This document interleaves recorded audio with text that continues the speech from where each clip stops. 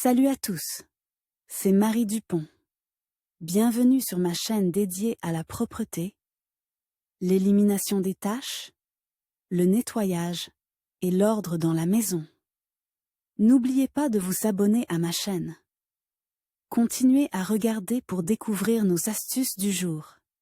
C'est Les tartes parti. soufflées au four, tendres et moelleuses, c'est la friandise préférée des adultes et des enfants. Elles peuvent être sucrées ou salées. Ces produits de boulangerie peuvent être réalisés à la maison. Il faut savoir à quelle température il faut cuire et trouver la bonne recette. Les tartes soufflées au four, tendres et moelleuses, c'est la friandise préférée des adultes et des enfants. Elles peuvent être sucrées ou salées. Ces produits de boulangerie peuvent être réalisés à la maison. Il faut savoir à quelle température il faut cuire et apprendre la bonne recette. Comment préparer la pâte?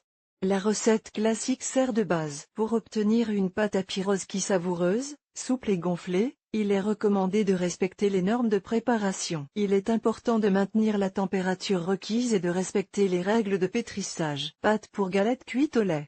1,5 kg de farine de qualité supérieure. 4 cuillères à soupe de sucre. 25 à de levure fraîche. 300 ml de lait chaud. 1-2 œufs. 1,5 cuillère à café de sel. 3-4 cuillères à soupe d'huile végétale et de beurre. Pour préparer la pâte à tarte au four à la maison, il est nécessaire de verser du lait chaud dans un bol profond et d'y mettre de la levure. Ajoutez également une cuillerée de sucre et une cuillerée de farine. Mélangez bien le tout, couvrez d'une serviette et placez dans un endroit chaud. Il faut attendre le moment où la levure commence à travailler. Cette action peut prendre 30 minutes. Lorsque le processus de fermentation a commencé et que le para a augmenté, pétrir la pâte pour les galettes à cuire au four. Il est recommandé de sortir les œufs du réfrigérateur à l'avance, afin qu'ils se réchauffent. Ensuite, on les casse et on les met dans l'eau para. Mettre également. Bien mélanger la masse avec une cuillère, ajouter 2 cuillères à soupe de farine. La pâte à air pour les galettes ne doit pas être très serrée. La farine est ajoutée progressivement, en mélangeant bien la pâte. Placez ensuite sur la table et bien pétrir avec les mains. La pâte doit être souple et se détacher de vos mains. Il n'est pas recommandé de casser sa texture avec de la farine, car elle risque alors de ne pas bien lever. Lorsque la base est pétrie, laissez-la sur la table, en la couvrant d'une serviette pendant 30 minutes à 1 heure, puis commencez à former des galettes de pâte à la levure dans le four. Température et temps de cuisson. Le temps de cuisson des galettes au four, les petits pains sont cuits pendant 10 à 15 minutes. Les petits pains sont cuits pendant 10 à 15 minutes. Les pains moyens sont cuits pendant 15 à 20 minutes. Les grosses brioches peuvent prendre jusqu'à 30 minutes. Avant d'enfourner les tartes sucrées, il faut préchauffer le four à 180 degrés. Ensuite, la température peut être augmentée à 200 degrés. La cuisson des tartes prend un certain temps. Les recettes. Les tartes peuvent être garnies de produits sucrés, de viande ou de légumes. Vous pouvez faire cuire des tartes au four selon des recettes éprouvées. Si la tarte doit être sucrée, il convient d'ajouter du sucre à la recette de base de la pâte. Pour les produits de boulangerie non sucrés, vous devez vous en tenir à la recette. Lorsque la pâte simple pour les tartes au four a été préparée et que la garniture est prête, il faut passer à la cuisson. Avec des pommes-pommes, 1 kg.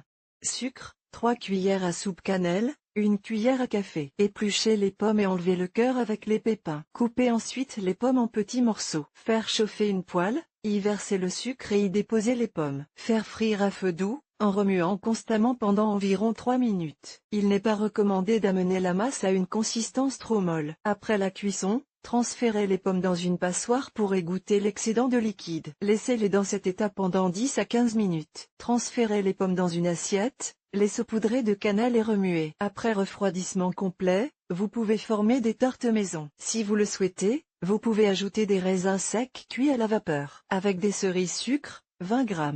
Fécule de pommes de terre, 20 g. Cerises sans pépins, 500 g. Les cerises peuvent être prises fraîches ou congelées. Il est important de tenir compte du fait qu'elles peuvent être très juteuses et il est recommandé de les maintenir dans le plat jusqu'à ce que le jus s'écoule un peu. Ensuite, pliez le au-dessus d'une passoire. Placez les cerises sur le scone préparé, en saupoudrant le mélange amidon-sucre d'une cuillère à café. Mettre au four. Avec des fraises, 400 g. Sucre, 500 g.